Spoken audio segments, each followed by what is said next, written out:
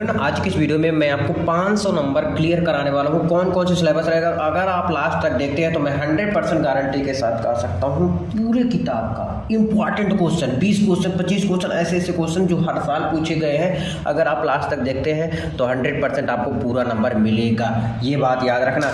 देख लो मेरे दोस्त, 2 घंटे आप मूवी देख लेते हो, 2 घंटे आप रील्स देखते देखते कब 2 घंटे खत्म हो जाता पता नहीं चलता। आज आप बैठो तो 2 घंटे 1.5 घंटे जितनी देर का वीडियो है उतनी देर बैठ जाओ तो आप समझ लेना उतना नंबर आपका पक्का है। कितना नंबर? 500 में से गारंटी मैं ले रहा हूँ। अगर आप अभी तक कुछ नहीं पढ़े हैं तो 500 क्या 500 नंबर का तो है ही है, 100 नंबर का, ठीक है, 100% पास हो जाएंगे। बहुत इंपॉर्टेंट बहुत तगड़ा वीडियो है। ये नहीं सिर्फ बता दूंगा कि ये इंपॉर्टेंट ये पढ़ लो, नहीं, इसको बताऊंगा, उसके बारे में भी थोड़ा सा बता दूंगा, ठीक है ना। तो लास्ट तक बने रहिएगा। तो पूरे किताब से महत्वपूर्ण पूरा किताब जितना होता है, physics chemistry Hindi English math, सारे किताब का, बायो नहीं है बस। और टाइम भी नीचे दिया रहेगा। टाइम से आप अगर चाहो तो हिंदी का देख सकते हो, इंग्लिश का देख सकते हो, मैथ का देख सकते हो, अलग अलग है ना। अब और नहीं पढ़ना होगा, बस इसको पढ़ लो, बस इसके बाद अब और नहीं पढ़ना है, बस ध्यान से पढ़ना। लेकिन 100% यहीं से आएंगे। वेरी वेरी मोस्ट इंपॉर्टेंट 2024 के लिए स्पेशली ये बता दे रहा हूँ मेरे दोस्त, बहुत इंपॉर्टेंट है। चलो स्टार्ट करते हैं। पहला क्या है, पहले इसको देख लेते हैं। देखो क्या क्या रहेगा आपका, भौतिक विज्ञान रहेगा, हिंदी रहेगा, अंग्रेजी रहेगा, रसायन विज्ञान, गणित। तो सबसे पहले हिंदी बताऊँगा, इसके तुरंत बाद आपका अंग्रेजी चलेगा, ठीक है, फिर रसायन विज्ञान रहेगा, भौतिक विज्ञान, फिर गणित रहेगा लास्ट में, क्योंकि गणित ज़्यादा लोग नहीं ले रहा था इसलिए गणित को मैं लास्ट में रख दिया। मैथ को 100 नंबर का रहता है, सबको पता है। अब बोलोगे भैया 100 नंबर का तो नहीं रहता रसायन विज्ञान, अरे प्रैक्टिकल तो आपको मिलेगा ही नंबर, 1-2 नंबर कम होगा ना, बस इतना ही, ठीक है, तो समझ रहे हो ना। हाँ, और बाकी तो हिंदी 100 नंबर का ही आता है, इंग्लिश भी 100 नंबर का आता है, मैथ भी 100 नंबर का आता है, रसायन विज्ञान 100 नंबर का नहीं आता। तो प्रैक्टिकल का नंबर आपको मिलेगा, तो मैं 100 नंबर डायरेक्ट लिख लिया हूँ। तो 500 में से 500 आएगा, टेंशन मत लो।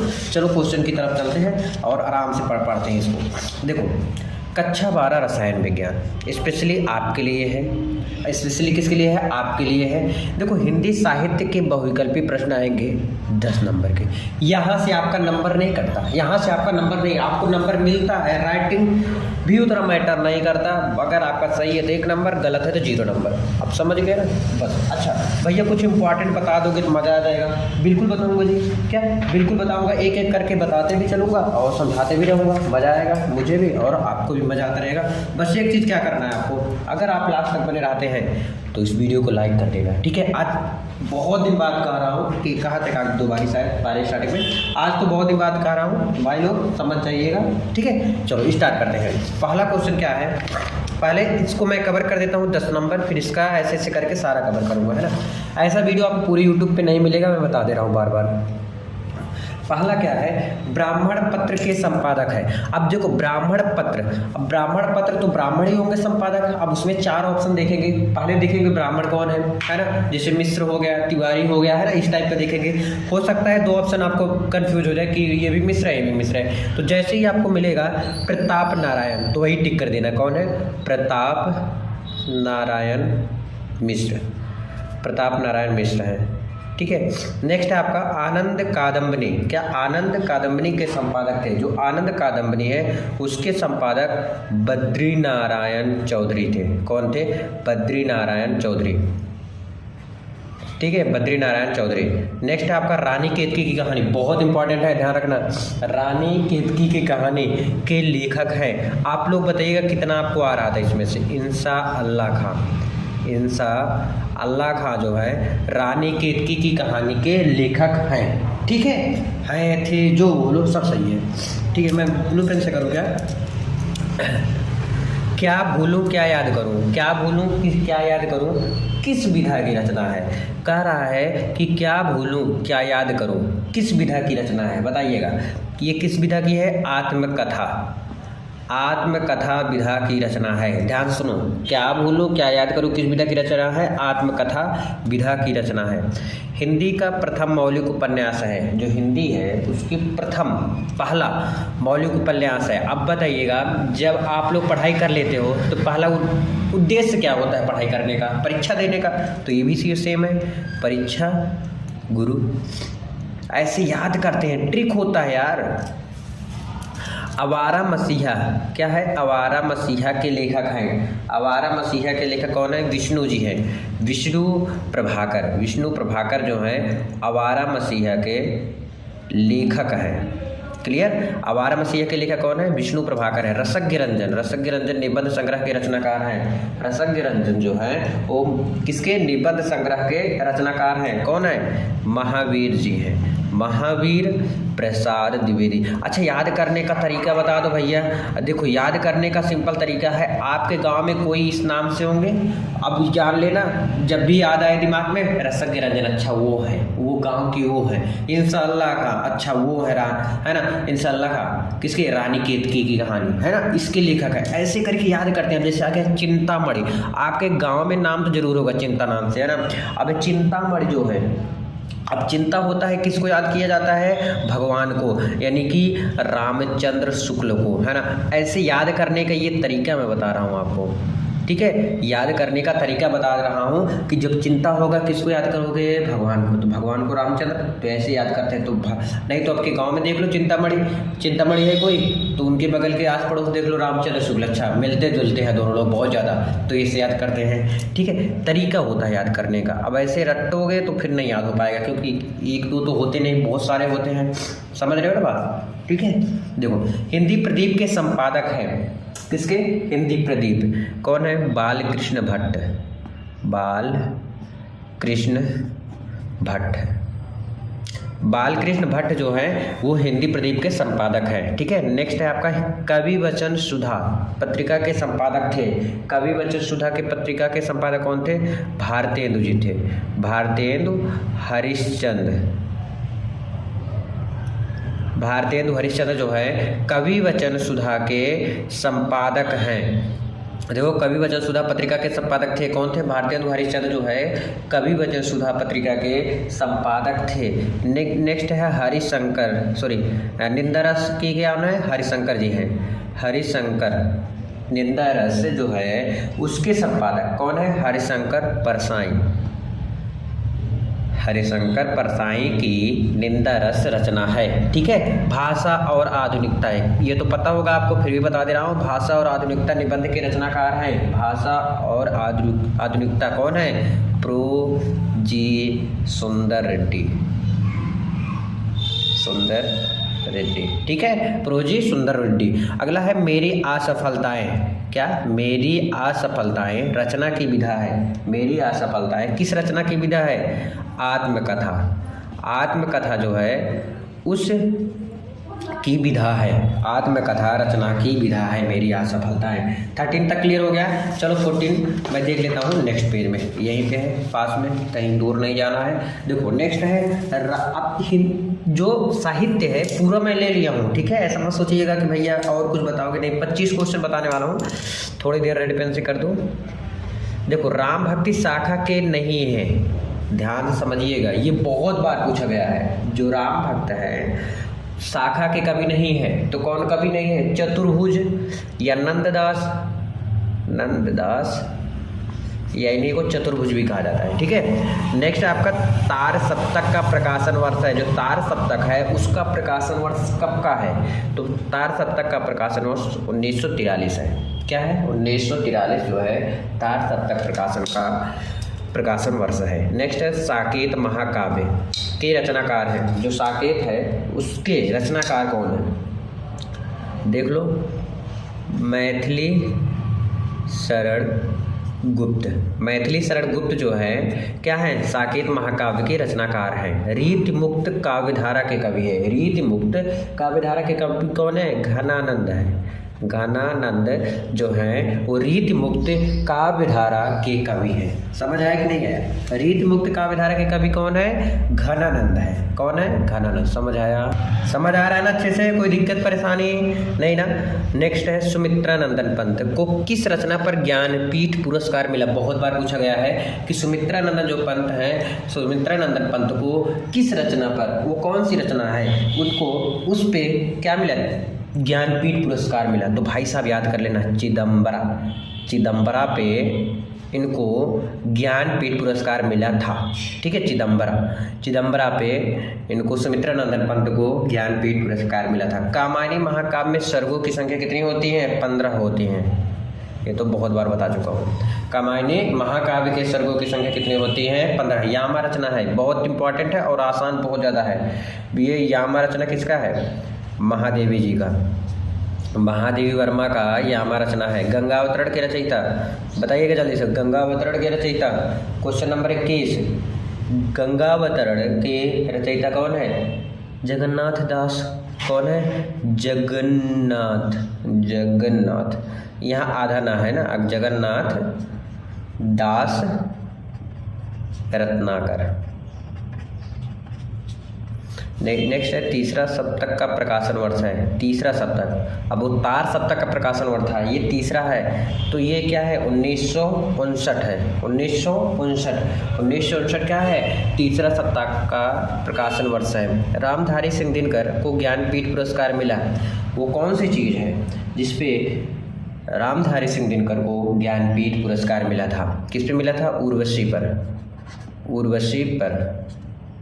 उर्वशी पर रामधारी सिंह दिनकर को ज्ञानपीठ पुरस्कार मिला था। याद रखना मेरे दोस्त, भूल मत जाना इनको।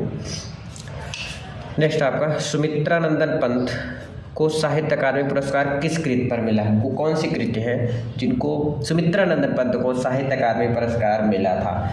किस पे मिला था? कला और बूढ़ा चांद। कला और बूढ़ा चांद पे सुमित्रानंदन पंत को क्या मिला था? ज्ञानपीठ पुरस्कार, साहित्य अकादमी ज्ञानपीठ पुरस्कार चिदम्बरा पे मिला था। किसको? सुमित्रानंदन पंत को ही चिदम्बरा पे ज्ञानपीठ पुरस्कार मिला था, और साहित्य अकादमी कला और बूढ़ा चांद पे मिला था। दोनों में डिफरेंस है। अज्ञेय की रचना है क्या है? हरी घास पर क्षण भर। ठीक है, ये क्लियर हो गया आपका। अब हम आगे देखते हैं। ये आपका 10 नंबर यहाँ से आपका क्लियर करा दिया हूँ। ठीक है, कोई दिक्कत परेशानी नहीं ना? 10 नंबर का क्लियर हो गया भाई, समझ लियो। ठीक है, गद्यांश आधारित प्रश्नों के उत्तर, इसका भाई ट्रिक होता है। जैसे इसमें से आप 3 पढ़ लो। कौन कौन? पढ़ने का भी बोल रहा हूँ, भी टाइम है क्योंकि राष्ट्र का स्वरूप, अशोक के फूल, भाषा और अद्भुतता। मैं बता रखा हूँ कि गद्यांश का किस प्रकार से आंसर निकाला जाता है। फिर से वीडियो में लेकर आऊँगा, पर कमेंट करना तभी लाऊंगा। ठीक है, ये तीनों कर लोगे भाई। ये भी पढ़ने की उतनी ज़रूरत नहीं होती। अगर आपके पास टाइम है, मन कर रहा है, पढ़ लो, है ना। जब पढ़े रहोगे तो और अच्छा रहेगा, नहीं पढ़ोगे तो कम अच्छा रहेगा। पर बता दूंगा, ट्रिक है इसका, बता दे रहा हूँ। इसी प्रकार से 10 नंबर यहाँ से भी क्लियर हो जाएगा आपका। मैं पेपर भी लेकर बैठा हूँ, बहुत सारा चीज़ें लेकर बैठ गया हूँ। मैं आपको दिखा भी सकता हूँ। ये हो गया, मैं पद्यांश का दिखा रहा हूँ। 1 मिनट देख लो, पद्यांश का देख लो। यहाँ से भी 10 नंबर आता है, तो 2 रहेंगे। 2 में से सिर्फ 1 करने होते हैं मेरे दोस्त, तो कर ले जाओगे। क्या कर ले जाओगे? बस याद रखना, ध्यान से करना, दिमाग से करना। तो यहाँ से आपका 10 नंबर क्लियर हो गया। लेखक का साहित्यिक परिचय। अब भैया कौन कौन सा लेखक का याद करो मेरे दोस्त। पीछे वाला जो आया था ना, ये याद कर लो। मैं दिखा रहा हूँ, देख लो आप। आचार्य हजारी प्रसाद द्विवेदी का, वासुदेव अग्रवाल। पहले 2 याद करो, फिर मैं लेकर आने वाला हूँ वीडियो बहुत तगड़ा वाला, बहुत तगड़े तरीके से, है ना। फिर इसमें से सुमित्रानंदन पंत, रामधारी सिंह दिनकर, 5 नंबर क्लियर हो रहा है। मतलब ये तो फिक्स रहते हैं कि 5 नंबर का ये आएगा तो आएगा, कोई रोक नहीं सकता। तो भाई साहब 5 नंबर यहाँ से। बहादुर और पंचलाइट, भाई ये आता जरूर है। बहादुर क्या है, थोड़ा सा मैं कहानी बता दे रहा हूँ, आपको लिखना है इसी प्रकार से है। मैं बता रखा हूँ बहादुर भाई, अतुल स्टडी सेंटर सर्च करोगे आ जाएगा। मैं एक बार बता दे रहा हूँ बहादुर क्या है।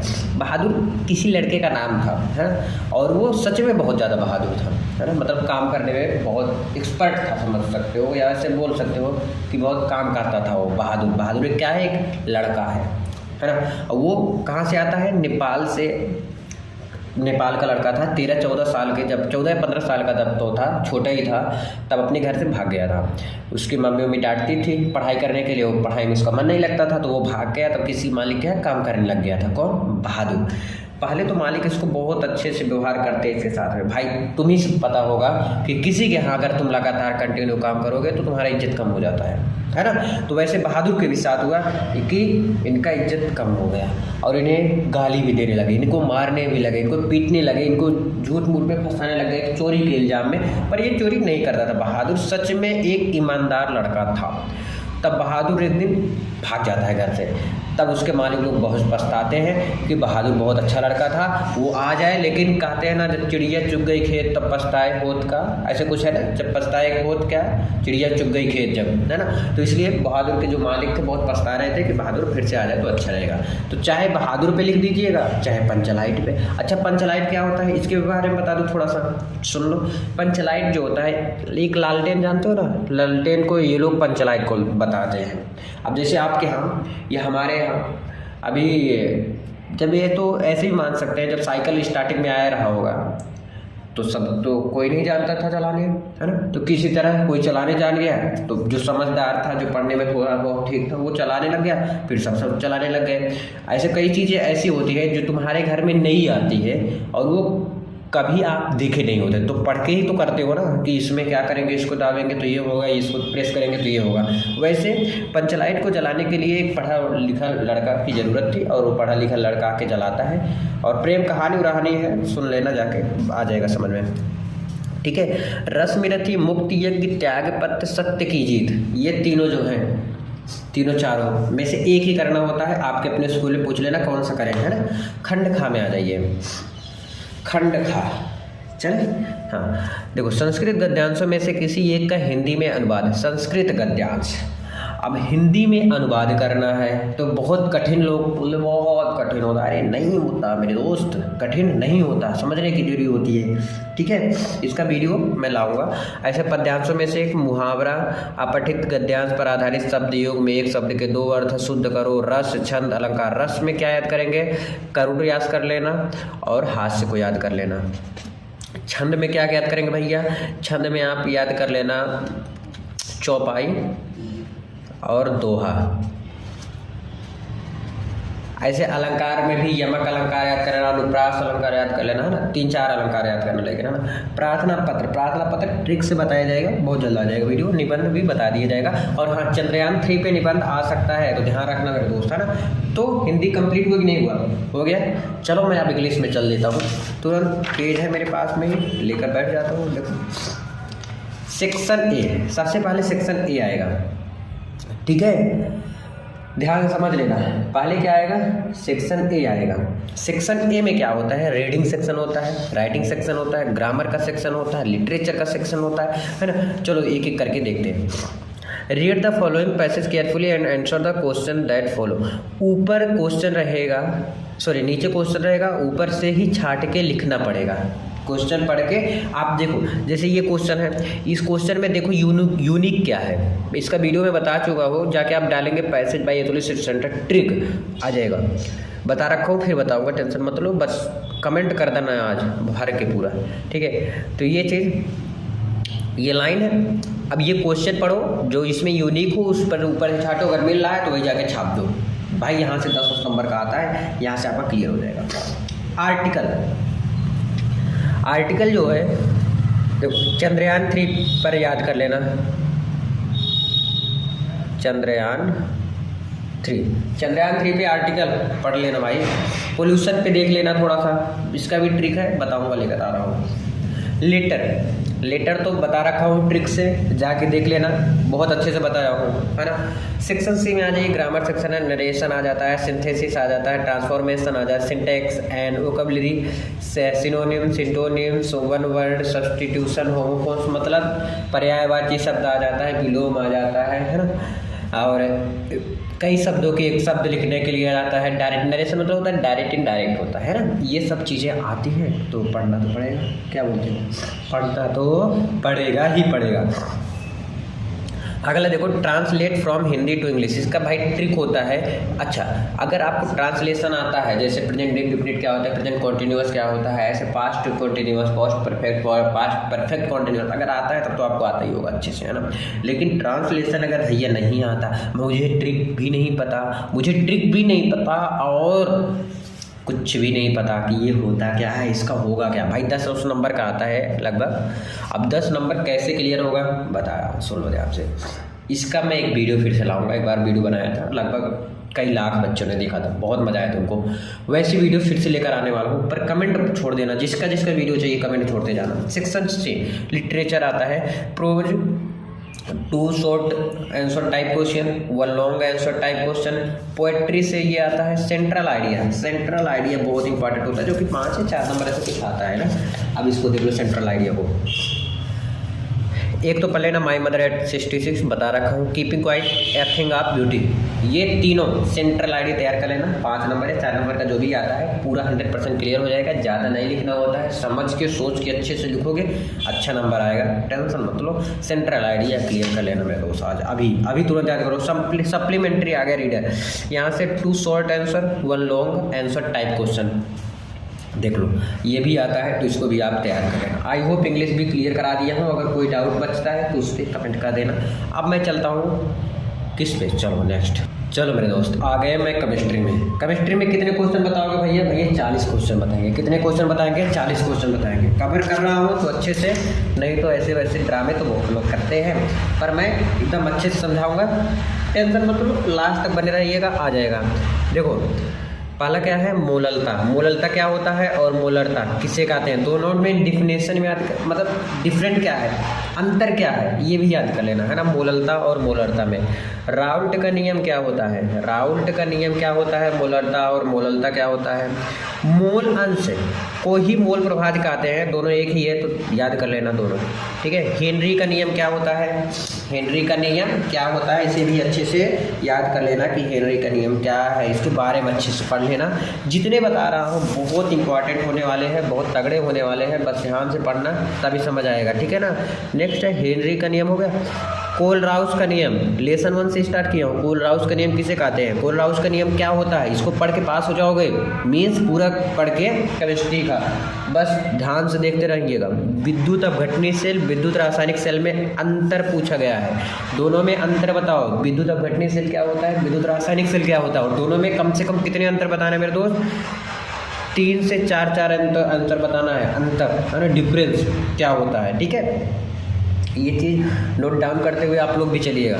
मानक इलेक्ट्रोड विभव किसे कहते हैं? मानक इलेक्ट्रोड विभव क्या होता है या किसे कहते हैं? नेट समीकरण क्या है? मानक इलेक्ट्रोड विभव किसे कहते हैं? जो मानक इलेक्ट्रोड विभव होता है, 2 बार मैं इसको लिख दिया, सॉरी, है ना। अभिक्रिया की आणविकता और कोटि में अंतर, ये तो बहुत बार पूछा गया है मेरे दोस्त। अभिक्रिया की जो आणविकता है और कोटि में, दोनों में अंतर क्या है? जो क्रिया की आणविकता और कोटि में अंतर क्या होता है, ये भी अच्छे से कर लेंगे। प्रथम कोटि की अभिक्रिया के वेग स्थिरांक, क्या वेग स्थिरांक का व्यंजक, जो प्रथम कोटि के, और हाँ एक तो और अभी नीचे शायद मिलेगा तो उसको कर दूंगा कंप्लीट। प्रथम कोटि की अभिक्रिया के वेग स्थिरांक का व्यंजक, जो प्रथम कोटि की अभिक्रिया है उसकी वेग स्थिरांक का व्यंजक बताना है आपको, है ना। अभिक्रिया का वेग पर ताप तथा सांद्रण के प्रभाव को समझाइए, ठीक है। शून्य कोटि की अभिक्रिया, शून्य कोटि की अभिक्रिया, ठीक है, कि अभिक्रिया को उदाहरण सहित। शून्य कोटि की अभिक्रिया क्या होता है, इसका फॉर्मूला क्या होता है, ये सब भी अच्छे से कर लेना मेरे दोस्त। ब्राउनी गति, ब्राउनी गति क्या होता है? टिप्पणी करने के लिए आता है कि टिप्पणी करो, और ये हर बार आता है, इस बार भी आएगा, तो आ जाएगा ब्राउनी गति टिंडल प्रभाव। टिप्पणी करो, कैसे करोगे? कम से कम 3-4 टिप्पणी करने के लिए आता है, 2 तो बहुत इंपॉर्टेंट है। ब्राउनी गति क्या होता है? जो हमेशा टेढ़ी मेढ़ी गति करता रहता है ना, वही तो ब्राउनी गति होता है। मैं ऐसे ही समझाता हूँ मेरे दोस्त। टिंडल प्रभाव क्या होता है? जो प्रकाश की लाइट में पड़ता है फिर वहाँ अंधेरा रहता है, ये वाला होता है। हाँ, द्रव स्नेही, द्रव विरोधी को समझाइए। द्रव स्नेही को, जो द्रव के साथ काम करता है, जो द्रव से हलक रहता है, वही विरोधी हो गया भाई, यही होता है। स्कंदन की हार्डी-सुलज़े नियम क्या होता है? स्कंदन की हार्डी-सुलज़े नियम क्या है, कैसे इसको करेंगे, है ना, ये भी इंपॉर्टेंट हो जाता है, ठीक है। चलो नेक्स्ट पेज में। स्वयं उत्प्रेरण, प्रेरित उत्प्रेरण को समझाना है। ओस्टवाल विधि से HNO3 का निर्माण कैसे करते हैं? कौन सी विधि से? ओस्टवाल विधि से HNO3 का निर्माण कैसे करते हैं, ठीक है। प्रयोगशाला में ओजोन बनाने की किसी एक विधि का वर्णन करो। ओजोन किस प्रकार से बनेगा प्रयोगशाला में, वो आपको वर्णन करना है। हैबर विधि, भाई प्रयोगशाला वाला जरूर आता है, बता दे रहा हूँ, जितने बता रहा हूँ बहुत इंपॉर्टेंट, बहुत तगड़े, बहुत मस्त क्वेश्चन है। हैबर विधि से NH3 के औद्योगिक निर्माण का वर्णन करना है। अमोनिया बनाने की प्रयोगशाला विधि का वर्णन करो। अमोनिया किस प्रकार से बनेगा प्रयोगशाला में, ये बताना है। ल्यूकास परीक्षण क्या है, यह किस प्रकार से यौगिकों की पहचान करता है। ल्यूकास परीक्षण क्या है, क्या होता है ल्यूकास परीक्षण, यह किस प्रकार के यौगिकों की पहचान में उपयोगी है। विलियमसन ईथर संश्लेषण क्रिया पर टिप्पणी करना है, ठीक है। स्टार्च से एथिल अल्कोहल, एथिल अल्कोहल है कि C2H5OH के उत्पादन की औद्योगिक विधि का वर्णन कीजिए। रासायनिक अपक्रियाओं के समीकरण भी लिखना है, जो रासायनिक अपक्रिया है उसके समीकरण भी लिखना है, बताना है, ठीक है मेरे दोस्त, ठीक है। वह विकर्मक जिसके साथ एस्टल्डिहाइड और एसीटोन दोनों आसानी से अपक्रिया करते हैं। एस्टल्डिहाइड और एसीटोन दोनों आसानी से अपक्रिया करते हैं, वह विकर्मक क्या है। कौन सा यौगिक कैनिजारो अपक्रिया नहीं देता है, ये 1 नंबर में पूछा जाता है। यूरोट्रोपिन पर टिप्पणी करो। स्मिट अपक्रिया बेंजाइन रिएक्शन जो कहते हैं ना आता है, वो है स्मिट अपक्रिया। बेंजाइन संगठन क्या होता है, ठीक है। आगे देखो, पार्किन अपक्रिया क्या होता है, कैनिजारो अपक्रिया, पार्किन अपक्रिया, कैनिजारो अपक्रिया। प्रयोगशाला में फार्मेल्डिहाइड बनाने की विधि का सचित्र वर्णन कीजिए। जो फार्मेल्डिहाइड है वो प्रयोगशाला में किस प्रकार से बनाया जाता है, इस पे आपको टिप्पणी करना है, बताना है, और ड्राइंग भी रहेगा, यानी चित्र भी बनाना पड़ेगा, ठीक है। शुद्ध एसीटोन, जो शुद्ध एसीटोन है बनाने के प्रयोगशाला विधि का वर्णन कीजिए कि शुद्ध एसीटोन किस प्रकार से प्रयोगशाला में बनाया जाता है। नाइट्रोबेंजीन कहते हैं, नाइट्रोबेंजीन किसे कहते हैं, नाइट्रोबेंजीन का उदासीन माध्यम में अपचयन कराने पर उत्पाद प्राप्त होता है। प्रूफ करके बताओ, ऐसे बोल रहा है प्राप्त करता है, मतलब डिफिनेशन थोड़ी ना, प्रूफ करो इसको, कैसे हुआ, कैसे ये उत्पाद प्राप्त कर रहा है, ये भी पता रहना चाहिए, है ना भाई, सबके बारे में पता रहना चाहिए, है ना। डाइएजोनियम लवण क्या है, बेंजीन डाइएजोनियम क्लोराइड से क्लोरोबेंजीन प्राप्त करने के रासायनिक समीकरण लिखो। प्राथमिक, द्वितीयक, तृतीयक एमीनों की पहचान की विधि का वर्णन कीजिए। जो प्राथमिक, द्वितीय और तृतीय एमीन की पहचान किस तरह से किया जाता है, किस विधि का वर्णन, मतलब तीनों विधि का, प्रथम, द्वितीय और तृतीय एमीनों की किस प्रकार से पहचान कर सकते हैं, इसका वर्णन करना है। प्रयोगशाला में एथिल एमीन बनाने की विधि का वर्णन करो। न्यूमेरिकल जरूर कर लेना, ये शून्य कोड प्रथम कोड की क्रिया वाले से न्यूमेरिकल पूछा जाता है मेरे दोस्त, क्या न्यूमेरिकल पूछा जाता है, तो उसको भी क्लियर कर लेना है। अब आ जाता हूँ मैं कहाँ पर, फिजिक्स में। अब आपका स्टार्ट हो गया क्या, फिजिक्स। चलो अब फिजिक्स में क्या पढ़ना है मेरे दोस्त, बता दे रहा हूँ, बहुत इंपॉर्टेंट वीडियो होने वाला है, ठीक है। फिजिक्स यहाँ से स्टार्ट है, ध्यान से देख लेना, पास हो जाओगे 100%, बस ध्यान से देखते हुए चलना। इसमें इम्पॉर्टेंट सिर्फ मैं नहीं लिया हूँ क्या, न्यूमेरिकल, इसमें थ्योरेटिकल है और वो है क्या बोलते हैं उसको, फॉर्मूला का निगमन, है ना, निगमन करने के लिए। पहला है कूलाम का नियम, बहुत इंपॉर्टेंट सिर्फ लिया हो। कूलाम का नियम क्या होता है, इसका आपको क्या करना है, कूलाम के नियम जो फॉर्मूला होता है वो प्रूव करना होगा, ठीक है। विद्युत विभव द्विध्रुव के कारण, अब विद्युत विभव द्विध्रुव के कारण जैसे अच्छी स्थिति और निरक्षी स्थिति में भी क्लियर कर लेना, अच्छी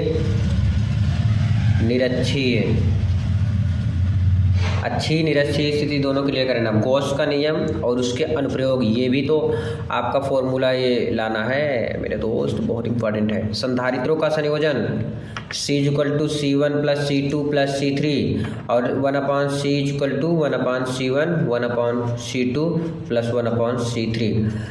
विद्युत क्षेत्र की तीव्रता द्विध्रुव के कारण बताओ। एक समान विद्युत क्षेत्र में द्विध्रुव पर बल लागू, टाउ याद करना है इसमें, है ना।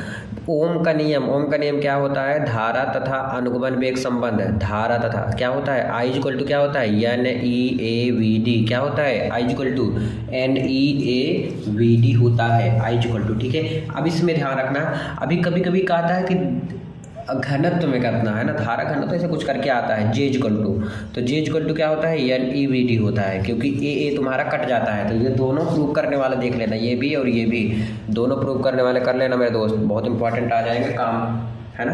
अगर कर रहोगे तो भाई फोड़ दोगे, लिख दोगे, कर दोगे, आओगे, है ना, मज़ा भी आएगा तुम्हें। प्रतिरोध की ताप पर निर्भरता, फिर सेल का विद्युत वाहक बल क्या होगा, प्रतिरोध की ताप पर निर्भरता, वीटस्टेन सेतु, बहुत इंपॉर्टेंट वीटस्टेन सेतु है ना, किरचॉफ का नियम तथा परिपथ। उसी में कितने क्वेश्चन मैं दिया हूँ, क्वेश्चन के अंदर क्वेश्चन डाल के रखा हूँ है ना, ये चीज़ ध्यान रखना। बायो-सेवर्ट का नियम क्या होता है, दो समांतर धारावाही चालकों के बीच बल F है ना। अनुचुंबकी क्या होता है, लौह चुंबकी क्या होता है, प्रतिचुंबकी क्या होता है, ये सब क्वेश्चन बनते हैं एग्जाम में, थ्योरेटिकल टाइप के है ना, थ्योरेटिकल आ जाते हैं। इस चीज़ से रिलेटेड न्यूमेरिकल भी पूछ लिया जाता है कभी कभार, जो इम्पॉर्टेंट उसको करना पड़ेगा। जैसे एक समान चुंबकीय क्षेत्र में धारावाही चालक पर बल बताओ, एक समान चुंबकीय क्षेत्र में चुंबकीय द्विध्रुव पर लगने वाला बलाघूर्ण। दिख रहे हो क्वेश्चन, तगड़े तगड़े क्वेश्चन है, मस्त मस्त। ले लो स्क्रीनशॉट, इसको मैं नीचे कर दे रहा हूँ, स्क्रॉल कर दे रहा हूँ, ले लो हाँ यहीं तक, ठीक है। ये सब ले लो, ध्यान से पढ़ो, ठीक है। 17 नंबर क्वेश्चन, नेक्स्ट पेज से चलो देखते हैं 18। ट्रांसफार्मर क्या होता है, ट्रांसफार्मर, LCR परिपथ, लेंज का नियम। देख रहे हो कितना, अब इसी क्वेश्चन को जितना तुम्हें लग रहा है देखने में इतना टाइम नहीं लगा मेरे दोस्त, आज 4 दिन से मैं इसी में काम कर रहा हूँ, तब जाके पूरा हुआ है। प्रेरण गुणांक, विस्थापन धारा, विद्युत चुंबकीय तरंगों के गुण, जो विद्युत चुंबकीय तरंगे हैं उसके गुण बताना है। विद्युत चुंबकीय स्पेक्ट्रम, गोली पृष्ठों द्वारा प्रकाश का अपवर्तन, प्रिज्म द्वारा प्रकाश का अपवर्तन, सूक्ष्मदर्शी, दूरदर्शी, ये फॉर्मूला है सब कुछ है ना। हाइगेंस का द्वितीयक तरंगिकाओं का सिद्धांत, ये गोली पृष्ठ, ये फॉर्मूला एक ये भी याद कर लेना। तो एक 1/f = 1/f1 + 1/f2 प्रूव करने के लिए है ना। हाइगेंस का द्वितीयक तरंगिकाओं के सिद्धांत के आधार पर प्रकाश के देखो हाइगेंस से रिलेटेड क्वेश्चन जरूर बनेगा, 100% बनेगा मेरे दोस्त, मैं बता दिया 100 to 100% बनेगा। प्रकाश का विवर्तन, प्रकाश का व्यतिकरण, समस्थानिक, समभारिक, समन्यूट्रॉनिक, रदरफोर्ड का परमाणु मॉडल, हाइड्रोजन स्पेक्ट्रम, प्रतिन्यूक्लियन बंधन ऊर्जा। अब देखो लिखने में, इसको बनाने में मेरे दोस्त 3 दिन से काम कर रहा हूँ, लेकिन बताने में सेकंडों लग रहे हैं, ठीक है, मिनटों लग रहे हैं, मिनटों में कंप्लीट कर दे रहा हूँ। तो ये चीज़ होता है, यहाँ पर सिर्फ वीडियो ज़्यादा नहीं कम मिलेगा, लेकिन जो रहेगा बहुत तगड़ा वीडियो रहेगा, बहुत मस्त, उसके पीछे बहुत मेहनत रहेगा, ठीक है। सब कुछ क्लियर कर दिया मैं, केमिस्ट्री भी क्लियर, फिजिक्स भी क्लियर, हिंदी भी क्लियर, इंग्लिश भी क्लियर, सब क्लियर कर दिया। अब आपको क्या आ जाता है, अब मैथ स्टार्ट होता है आपका, क्या हो जाता है, मैथ। चलो देखते हैं, तो चलो देखते हैं हम मैथ को। बहुत इंपॉर्टेंट मैथ है, बहुत ज़्यादा इंपॉर्टेंट है, ध्यान से देखना मेरे दोस्त, है ना। जो बताने जा रहा हूँ बहुत तगड़े, याद रखना मेरे दोस्त। ट्रिग्नोमेट्री, इसमें क्या क्या मैं बता रहा हूँ, प्रतिलोम त्रिकोणमिति है ना। देखो प्रतिलोम त्रिकोणमिति यानी चैप्टर 2, 3, 4, 5, 6 मतलब लगातार कंटिन्यू बता रहा हूँ, सिर्फ पहला चैप्टर को छोड़ के। पहले चैप्टर क्यों नहीं बताया, क्योंकि उसमें थोड़ा थ्योरेटिकल टाइप था, जैसे गो फॉग याद करने के लिए आ जाता है, उसको भी लेकर आ जाऊँगा। पर एक बात याद रखना, अगर आप मैथ लिए है ना, गारंटी मैं ले रहा हूँ 200% मान लो आप कि आप पास हो जाओगे। इसको देखने के बाद, देखना ही नहीं सिर्फ करना भी इसको सोल्व। चलो, और जो रिड्यूस हुआ है सिलेबस, जो कम हुआ है उसको नहीं इंक्लूड किया हूँ, ये भी ध्यान रखना। ये नए सिलेबस के हिसाब से, नए NCERT के बुक के हिसाब से है। पहला क्वेश्चन क्या है, cos इनवर्स √3/2, इसको कैसे याद रहेगा, अगर तुम्हें sin 30 का, cos 45 का, cos 60 अंश का मान पता रहेगा तब ये ज्ञात हो पाएगा। जैसे tan इनवर्स 1, ये 1 नंबर में पूछे जाते हैं। कितने नंबर में, 1 नंबर में पूछे जाने वाले क्वेश्चन। ये आपके 2 नंबर में, देखो 3 sin inverse x, sin inverse 3x - 4x3।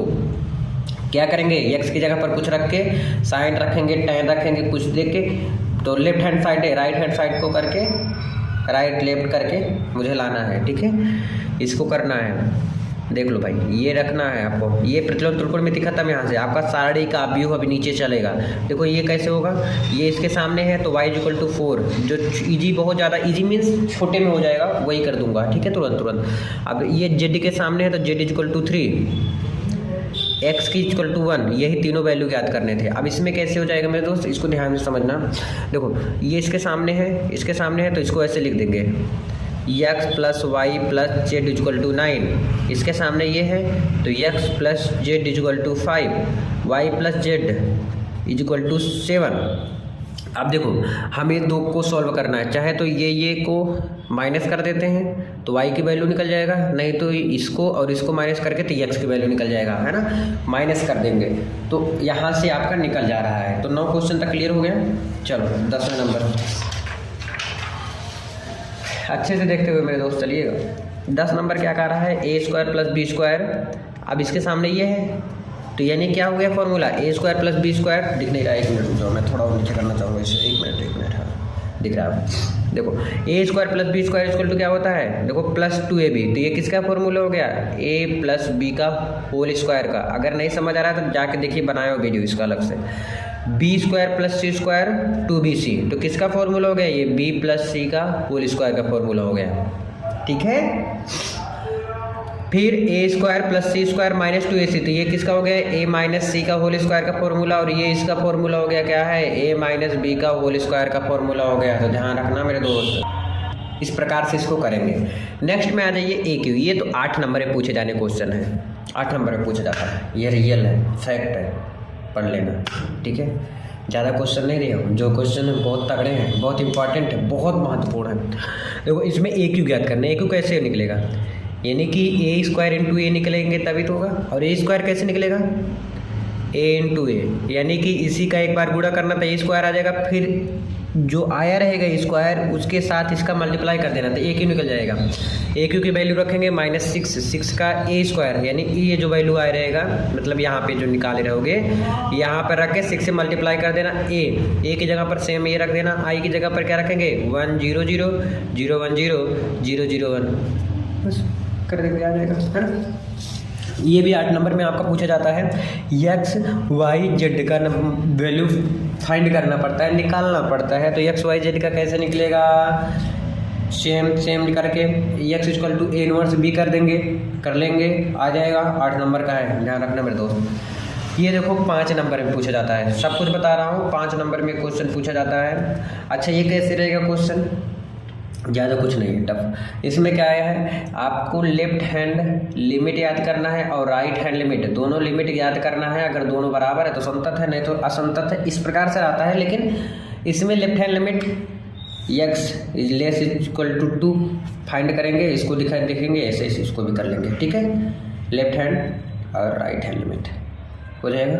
Next question देखते हैं। बता रखा हूँ 5 नंबर में आता है, बहुत ईजी है, कुछ भी टफ नहीं है, मैं बहुत बार इसको बता रखा हूँ। देखो 16 17 18 19 20 वाई इक्वल टू इतना दिया गया है, फाइंड करो। ये आपका क्वांटिटी एंड डिफरेंशिएशन चल रहा है, यानी कि सातत्य तथा अवकलनीयता। यहाँ से ये 5.3 है, में भी देख लेना, ये 5.5 का है क्वेश्चन, इस टाइप का ये भी है 5.5। ये कितने नंबर से, ये 6 से 8 नंबर में पूछ सकते हैं, 6 से 8 नंबर या 5 नंबर में पूछ सकते हैं, ठीक है। और ये तो भाई 4 नंबर 3 नंबर ऐसे पूछे जाते हैं, तो ये बात याद रखना। अच्छा इसमें क्या करना होता है, वाई इक्वल टू लेना पड़ता है, लॉग लेना पड़ता है, दोनों पक्षों में लॉग लेंगे, लॉग लेकर इसको काटे पीटेंगे, तोड़ेंगे पकड़ के यहाँ, तो इसको सॉल्व कर लेंगे, इस टाइप का रहता है। नेक्स्ट आपका ये सब बहुत इंपॉर्टेंट क्वेश्चन है मेरे दोस्त, सातत्य तथा अवकलनीयता का है, ये भी बहुत तगड़ा है, ये बहुत तगड़ा है। वर्धमान और ह्रासमान आ जाइए लगभग आप चैप्टर 6 में, 6 7 है ना, ये तो 5 तक था आपका, ये 6 में आ जाइए, ये 6 में है, ये तीनों 6 में है। वर्धमान और ह्रासमान ज्ञात करने के लिए आता है हर बार। वर्धमान ह्रासमान कैसे ज्ञात होगा बता देना मुझे, कमेंट करके बता रखा हूँ, ठीक है। आ जाइए, अभी 6 में ही हो आप लोग, हाँ 6 का ये पूरा पेज ही है। उच्चतम और निम्नतम f of x equal to उच्चतम और निम्नतम मान ज्ञात करना है। देखो क्वेश्चन ही पूरा उतार लिया हूँ। यहाँ से आपका चैप्टर 7 स्टार्ट हो गया, क्या चैप्टर 7 यानी अध्याय 7, यानी कि समाकलन भी स्टार्ट बताया था, मैं एक वीडियो बनाया था, बेसिक वाले बनाया था, फिर उसके बाद चैप्टर 7 का बनाया था, 7.1 का, फिर उसके बाद मैं नहीं बताया क्योंकि ज़्यादा लोग थे नहीं, मज़ा नहीं आता था, है ना। इस प्रकार से इसको कर लेना, ये सब कर लेना मेरे दोस्त, 36 तक क्लियर कर लेना, ठीक है। देख लो क्वेश्चन इंपॉर्टेंट है, तगड़े हैं, बड़े मस्त हैं। इस क्वेश्चन को बनाने में बहुत टाइम लगा, लेकिन बताने में टाइम नहीं लग रहा है क्योंकि सॉल्व नहीं करा रहा हूँ, सिर्फ क्वेश्चन दे रहा हूँ यार। अगला देखो 37 38 39 40 41 42 43 44, ये भी अच्छे से क्लियर कर लेना आप लोग, ठीक है। देख लो यहाँ तक क्वेश्चन, ये सब आपके 7 में ही आ जाते हैं। इंपॉर्टेंट क्वेश्चन है, इंपॉर्टेंट क्वेश्चन की कैटेगरी में आते हैं, ठीक है। इन सब में भी है, देख लो क्वेश्चन, दीर्घवृत्त से घिरे, ये सब देख लो, ये सब क्वेश्चन पूछे जाने वाले क्वेश्चन है, इंपॉर्टेंट है, पढ़ लेना अच्छे से, ठीक है। आ जाइए लास्ट पेज में, और आज के लिए बस इतना ही रखता हूँ मैं। ठीक है, देख लो ये क्वेश्चन, देख लो किस प्रकार से है। चैप्टर 7 के हैं, टोटल 50 क्वेश्चन लाया हूँ इंपॉर्टेंट। ठीक है, 49 एक 50 नीचे भी चले जाओ थोड़ा सा, हाँ 50 हो गया। तो आई होप आप लोग को समझ जरूर आया होगा। तो आज के लिए बस इतना ही, मिलते हैं वीडियो में। प्लीज़ कमेंट करके बता देना कैसा लगा video. Thank you so much.